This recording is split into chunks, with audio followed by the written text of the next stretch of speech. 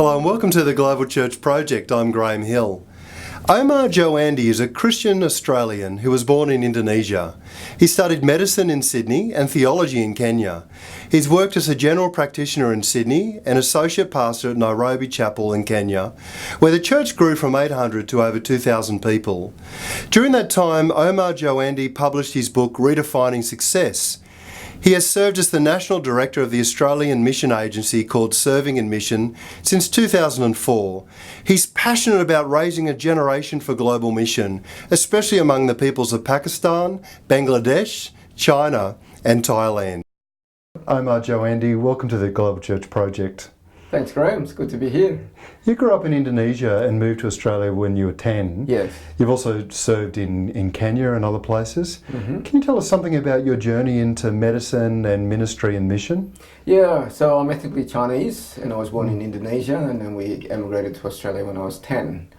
But back in 71, Australia had the White Australia policy, and my parents moved to the whitest part of Sydney, which is the Sutherland Shire, that portion of Sydney with the least proportion of people of other ethnicity. So I got bullied a lot. I even had an English teacher who thought it'd be a great joke to use my surname as a word for the spelling test. And so in those days, even teachers bullied me, I think. So that made me very shy, and personality-wise, I'm a strong introvert. And there was, like, on TV, there was the WWF, that fake wrestling, a Japanese guy named Tojo. So kids used to call me Tojo. I mean, surely do I look like a wrestler?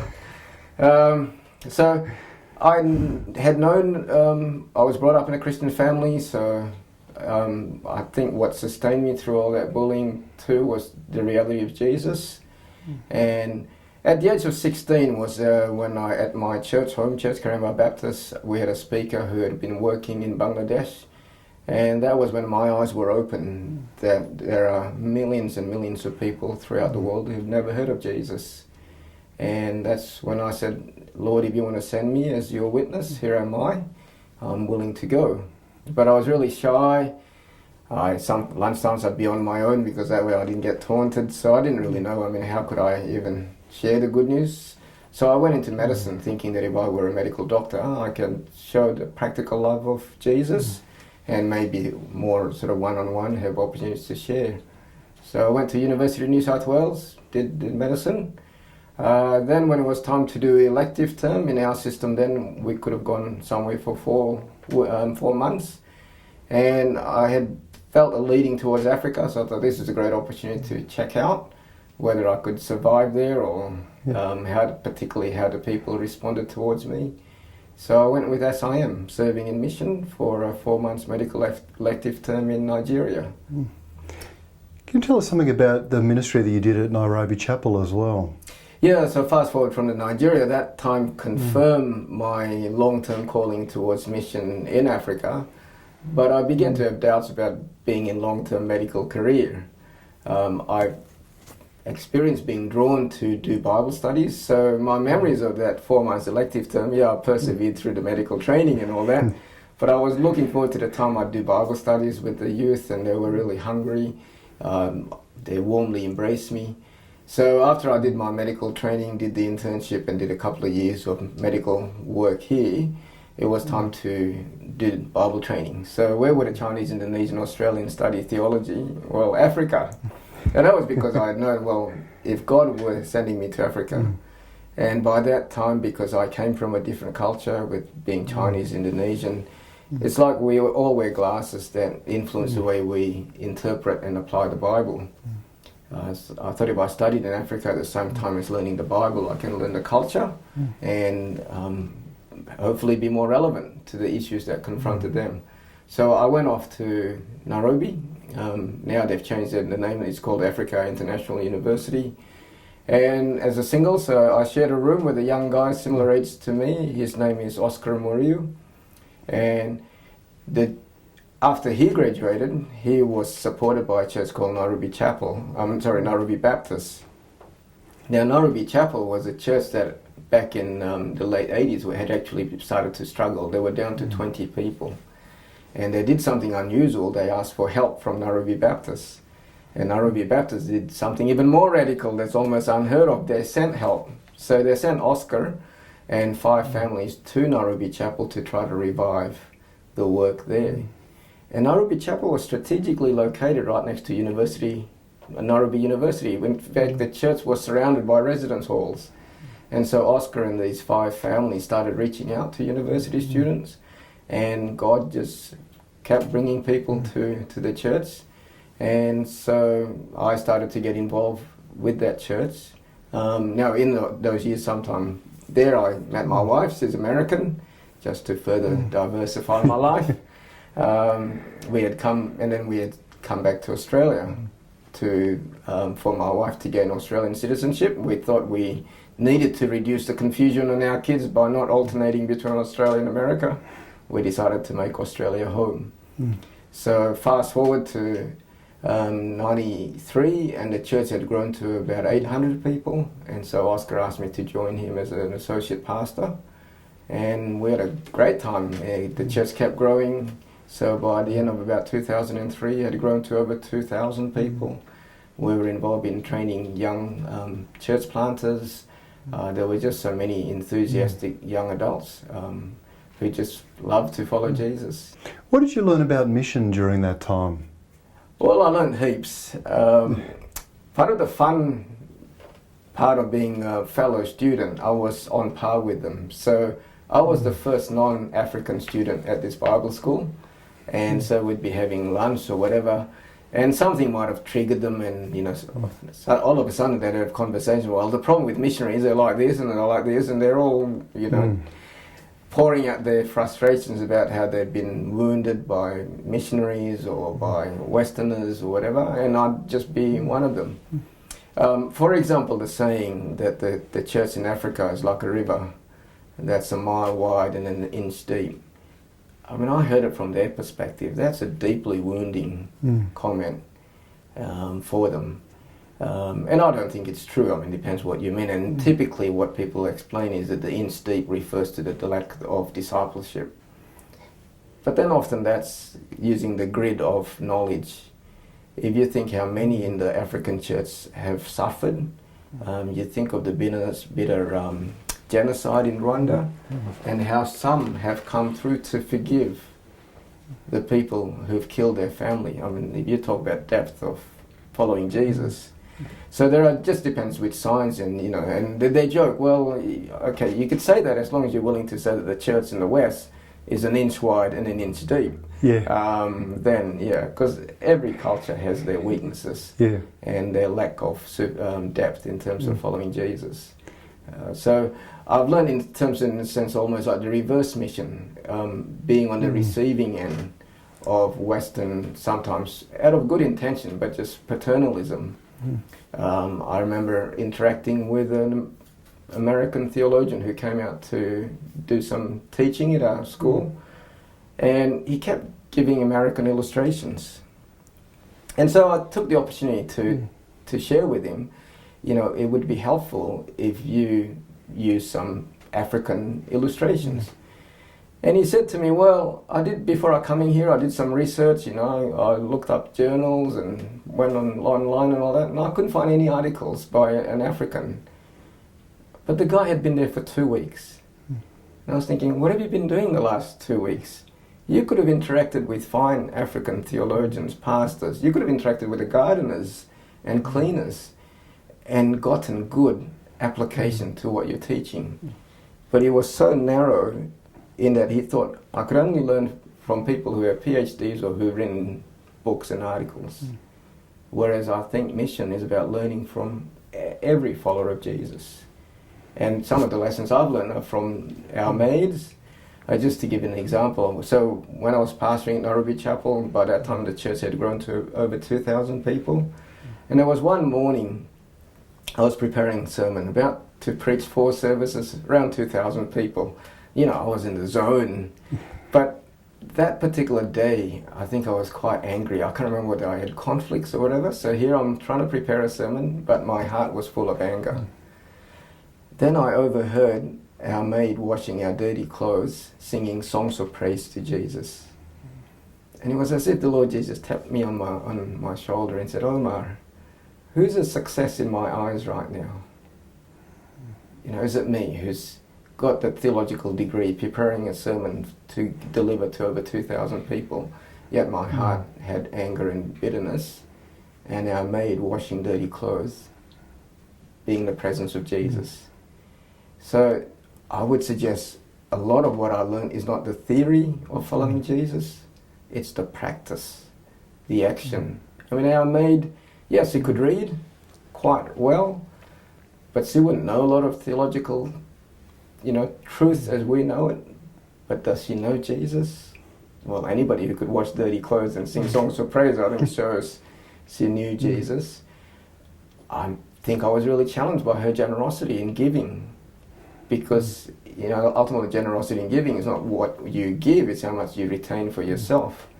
It's just like what Jesus said about the widow. I know our maid, to be honest, she probably gave more proportionally than we did, because she kept little to herself.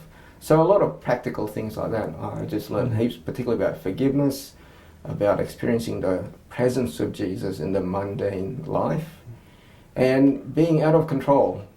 What I love about many African people is that it's like, they get knocked, they just bounce back up. And I'm a mission director.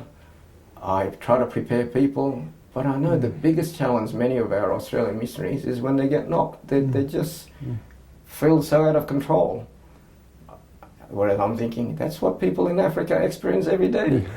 They're just out of control. So, you just get used to this living in ambiguity, living out of control, and you just trust Jesus one day at a time. We're talking about the paternalism, or at least sort of the Euro-American centric nature of our theology.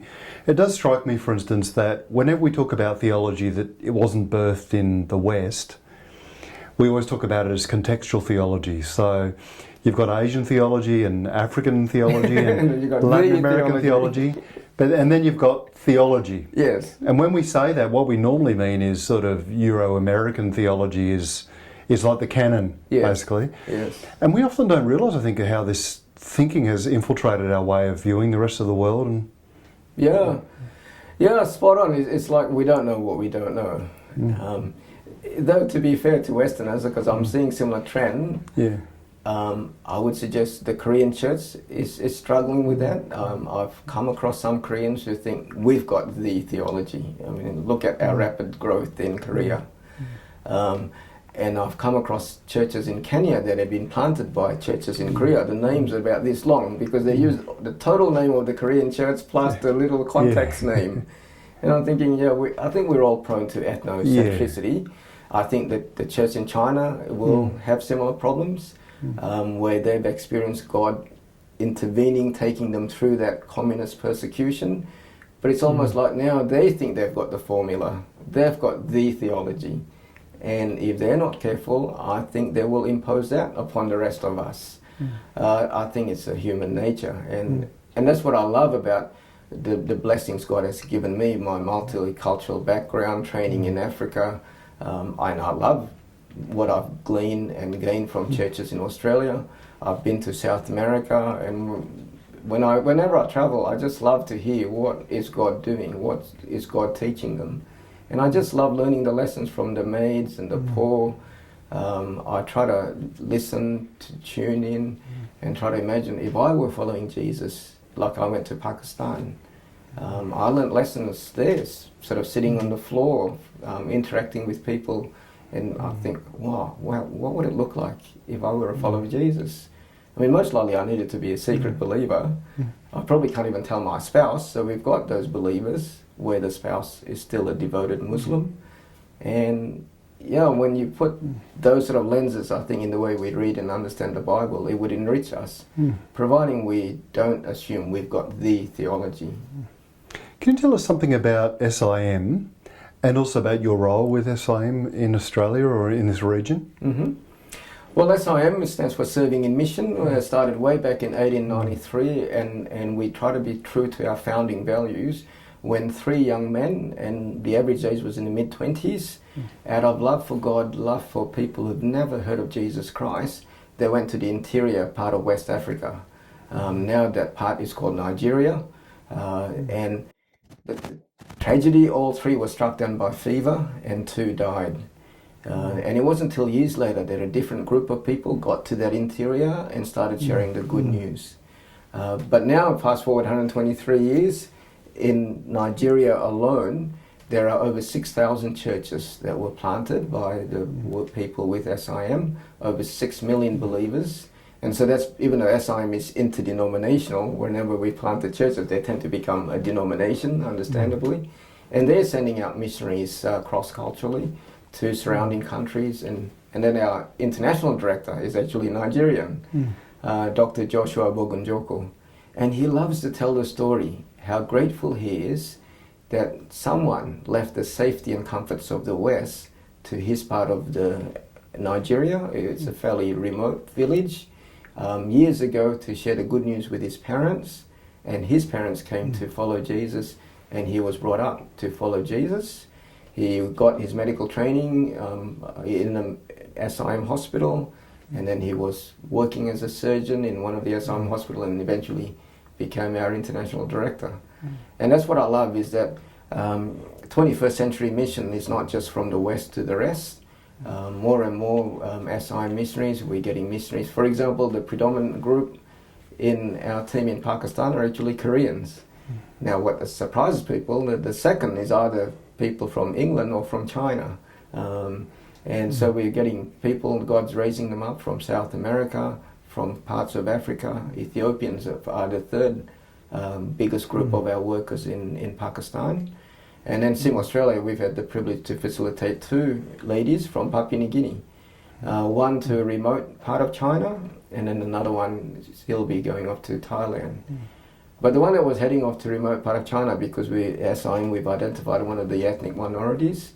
Now, of course, an ethnic minority in China numbers millions, but there's a particular people group that, from the research our team has done, they have never had people to witness to them. And because they're an ethnic minority, that particular part of China, they've been neglected. They don't have electricity or running water to their houses. And we're always honest when we're preparing people. And so I said to this lady, where you'll go, there won't be running water, there won't be electricity, you've got to walk everywhere, life is really hard. And she smiled and she says, that's like home. So it's not going to be hard for her. We don't send people with young children to that area. As you can imagine, it's a health risk, and so that's where we try to be strategic. If people are used to those kind of challenges, we think they would do better there. So yeah, and yet to Caucasian English speakers, I would appeal to them to go to China, because there are Chinese universities who want Caucasian to teach English or to teach university courses in English, because it raises their prestige level that a first English speaker would be teaching their courses. So we try to be strategic in that way. Can you tell me something about what it means to discern a call of God to mission? Because I imagine in your role that you do have people coming to you all the time, maybe wanting to explore this question, or how do you help people discern whether God is calling them to mission and what form that might take? Yeah, some of the things that I'm sort of a big picture person, so sometimes we get caught up in this little dot, what is it I'm going to do? So some of the big picture I process with them first is that God is always interested in who we are, far more than what we do. And being is more important than doing. And I probably learned that from my years in Africa. Because for many of African people I interacted with, it didn't matter what I did, it's who I was, the relationship. And upon that foundation, then you can share and things like that. So firstly, God calls us to be His sons and daughters. I try to keep life simple. Jesus says, come follow me, and I'll make you fishers of people. Now then the response of the disciples in Mark 1, we read, is that at once they left their nets and followed Him. To be honest, I think a lot of us can't figure out what does God want me to do, because we haven't settled that question, is who we are. Peter, in leaving his nets, meant that he left his identity and his security, and he became a follower of Jesus. I think the challenge for us is that we often define ourselves firstly like I was a doctor or a pastor or an accountant, teacher. That's who we are. Then in terms of security, it's still our comfort, safety, health, my superannuation plan, all those things. And then we try to squeeze into that as among all those choices following Jesus. And then we're trying to discern where does Jesus want us to follow him.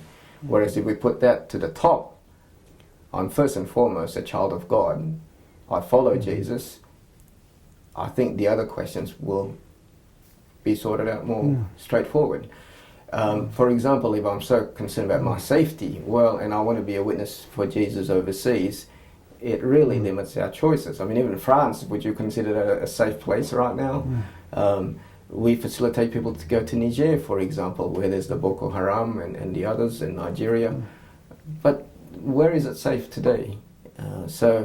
But if I'm obsessed about my safety, then it really limits. And sometimes I think, it's like I have teenage kids, sometimes they come out of their room with the headphones and trying to have a conversation with me. And I don't even reply, I just go like this. So until they remove the headphones, actually both, not just one, I'm not going to have a conversation with them. And I think that's a picture that sometimes we have our headphones, the music of our own making, and we're saying, God, I can't hear you. Well, maybe we need to remove our headphones, our personal ambition, agenda, lay it all down. That's what to surrender means. And then I think we can discern. Now, having said that, there is a place to discern where does the way God has gifted me and given me skills. I tend to think in terms of overlapping circles. So a big circle is how God has shaped me, the gifts he has given me, the heart, the abilities, personality, experience, those things. Then what about the how God has shaped the church that I'm part of? I had a conversation, for example, years ago. A family were exploring where shall we serve overseas, and it seemed so complicated to them. I asked them, does your church have a vision for global mission? He says, oh yeah, we've been praying for years about a people group that have never heard of Jesus in a particular country in Asia. I was thinking, well, why wouldn't you go there? It's like, to me, and long story short, that's where they are now. Yeah. So sometimes we're so individualistic, we just can't get it. Well, God has placed us in a community of faith. So this church has already been praying for these people groups. So that's another major circle. And then mission organizations, we have lots of similarities, some differences, see how that's shaped. And I think the other major circle is you look at where the needs and the opportunities are. And sadly, countries in North Africa, parts of Asia like Pakistan, Bangladesh, they just have very few witnesses. So if I could go anywhere, why would I not want to go where Christ is least known, that I can have the opportunity to share with people who've never had the opportunity to hear about Jesus. One of our challenges today, I don't think it's just in the West, I think it's a global issue, is that we have a very particular kind of view of what success is. And I know you've written on what it might mean to redefine success. So I guess my question is, how do we tend to think about success, and what does it mean to redefine success today as followers of Jesus? Yeah, well, yes, I have eventually written a book, though I didn't intend to write a book. Out of my own personal journey, for example, my father was a highly perfectionist, ambitious man who was an aeronautical engineer. And it's not that he ever sat me down and said, son, in the Chinese culture, a man has to have a son climb the ladder of success one rung higher. Maybe we just absorbed it, maybe it's in our blood. But growing up as a teenager, I knew there was this weight of expectation on my shoulders.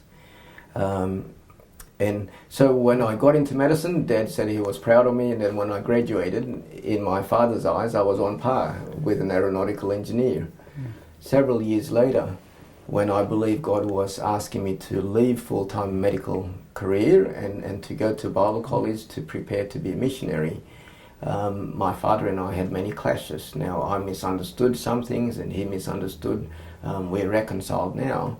But some of the painful words I heard from him was something along the line that in his eyes I was becoming a failure. He would ask me, well, what are you going to become? And I got the impression that he thought I was going to become a beggar, because he knew I was interested in SIM, and as SIM we believe in partnering with churches and people, but essentially that means they support us financially.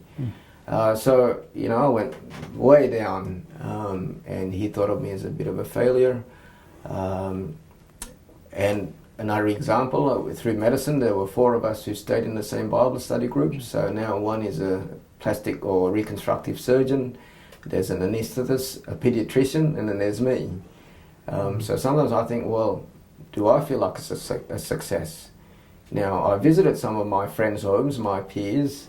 If I look at the home I live in now compared to the home that they live in, I don't feel like a success. And that's because essentially the world defines success according to what you possess. The house you live in, the cars you drive, the degrees, or even relationship-wise is still possessed, whether you're married or not, whether you have children, and if you have children, whether you have a son or not, there are all these ideas.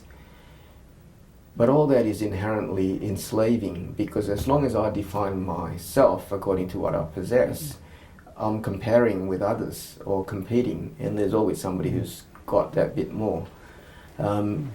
So through my struggles with that, I went, well, at one time I felt like such a failure that I thought, well, how does Jesus define success? And I read the Gospels, and I was particularly drawn to Luke chapter 12, when as Jesus was teaching, there was somebody who shouted out and asked him to arbitrate. The man said, "Teacher, tell my brother to divide the inheritance with me." Now Jesus went straight to the heart. He says, "Man, who appointed me an arbiter between you?" And he says, "Watch out, be on your guard against all kinds of greed, the desire to acquire." And he says, because a person's life is not defined by the abundance of his or her possessions. So in one sentence, Jesus directly contradicted the world's definition of success. It's not about what you possess. And then he says, he knew that was a difficult concept, even for first century, same as 21st century. At that time, the ideal person for them who was really blessed by God is somebody who had a big family, lots of children, and a comfortable life. So Jesus told the parable, the rich fool, this man who had an abundant harvest, and he says, I'll just build bigger barns and I'll take life easy, eat, drink, and be merry. And then God said to him, "You fool, tonight your life will be demanded from you. Then who will get all that you've stored up for yourself?" And then Jesus says, this is how it will be for anyone who is not rich towards God. And then he describes what it means to be rich towards God, and that's to be dependent on God as his children, to be focused on the kingdom. Like he says, don't worry about what you will eat or drink. In other words, if you want to worry about something, worry about the kingdom, and then be generous towards the poor. So I think the challenge for us if we follow Jesus is that our identity and security is not based on what we possess, whether it be little or much or whatever, but that it's on being God's child, being dependent on him, focus on the kingdom, and to be rich towards the poor. There's a lot of talk these days about the mission of the church, and as the church in the West is struggling, there's a lot of talk about what it might mean to be a missional church, for instance. How do you define the mission of God and the mission of the church? Again, I try to keep things pretty straightforward. You know, although I've done a Master in Divinity, I don't get in all the complexity. I joke that I was a General Practitioner, so I practice. I didn't do a PhD in some obscure part of medical science. And I think that's a challenge. Sometimes we just get into all these definitions, and to me, I just get tired. Bottom line, what's the practice? So I said, for me, it's what Jesus says, "Come follow me, I'll make you fishers of people." So wherever I am, wherever God has placed me, God wants to empower me to bring people to himself. But the reality of it is over 1/3 of the people in this world, like in some of the nations I've mentioned, Pakistan, can't shake the hands of somebody who follows Jesus. And then the other one is Acts 1:8, because Jesus doesn't ask of us to do that in our own strength. Acts 1:8, he says, "You will receive power when the Holy Spirit comes on you, and you'll be my witnesses in Jerusalem, Judea, Samaria, and to the ends of the earth." So the mission for the church, for us individually, family, is to be Christ's witness, local, cross-cultural, global. So for a lot of churches in urban Australia right now, God's bringing people from all over the world to our doorsteps. So a clear to be missional then isn't just to reach my fellow Anglos or I know Chinese churches who only reach fellow Chinese, is to go cross-cultural. In many of our universities, over a third of the students are from overseas, and some of them are from very difficult to enter countries. So whether it be connecting with them to be his witness. Now, of course, witness isn't just preaching, it's also being lifestyle. I encourage Anglos to invite these students from overseas to their homes. I mean, the sad reality is for many of these overseas students, they spend 4 or 5 years getting a degree here, and not once do they get invited to an Australian home. And so we've got loads of opportunities in churches in Australia. But I always say it's local, cross-cultural and global, and all of the above simultaneously. Because Jesus didn't say, be my witness in Jerusalem, and when you've reached all of Jerusalem, Judea, think about Samaria, and think about the ends of the earth. Had the early disciples practiced that, we wouldn't hear the gospel today, because not all of Jerusalem, Judea has been reached even today. So it's local, cross-cultural, and global. And we only can do that if we're being part of a body of Christ, because we can only be in one location at any one time. But even for a lot of early retirees, they've got opportunities to be Christ witnesses global. And I always appeal to the grey-haired people, because I do get for them, they often feel marginalised in Australia as if they've spent the best years. Well, in Africa, Asia and South America, the more grey hairs you have, the more respect you get. So, you know, get out there and you know, people will look up to you. What do you most love about your job with SIM Australia? Oh, there are so much that I love. I mean, I love listening to Jesus, and I love sort of Jesus leading us as an organisation. When we hear, come follow me, we do something that's different, or we facilitate people to challenging setting, and then I hear that they have options to hear about Jesus. And again, when we see ourselves as sowing seeds, because often it's unseen what happens, just like, you know, you don't keep digging up the seed to see what happens. But if people don't hear, it's unlikely they can respond. So I love it when we all hear the voice of Jesus and follow him. So the analogy I use, I mean, years ago when my son was a toddler, where I live, there are lots of big trees, and so autumn, lots of them fall on the ground, and every once in a while, I'm not a keen gardener, so I'll leave it as long as I can, but sometimes then you do have to rake up the leaves. And then one time when Eric was only about 2, as I was raking up, he started picking up a few leaves and putting it on the pile. Now, sometimes he also runs through the pile and spreads it all out, but this particular instance, he was picking up, putting it on there. And it just brought joy to my heart. And again, I had one of those God moments when God said, Omar, what difference is Eric making to the leaves in the garden? You know, negligible. But why was I experiencing joy? Well, because my child wants to help, wants to be part of what I'm doing. So I enjoy what I do because as God's kid, I want to be like my dad. My dad, my Father in heaven, is always reaching out to people to bring them to himself. And as God's son, I want to be part of that. So it's a blast. Like, yeah, I've sacrificed salary and all that sort of stuff, but I wouldn't want to do any different, because I get this opportunity to be part of an organisation that sends people to some of the most distressed nations in the world. And yeah, it takes years sometimes, we get that, but we can see parts of the world now. For example, there are parts in a country in West Africa where you could see the difference from the air. And that's because these communities have put their faith in Jesus, and they've even learned to farm differently. Because we sort of think, well, farming differently, that's, you know, you just educate them. Well, when people say that, it shows they don't understand how for many Africans it's holistic. You don't change practices, whether it be farming or birthing methods or midwifery methods, because you may offend the ancestors or the gods. So they're trapped in fear. They can't change because they're afraid, like, if they were to farm differently, there might be a curse upon them and upon their kids.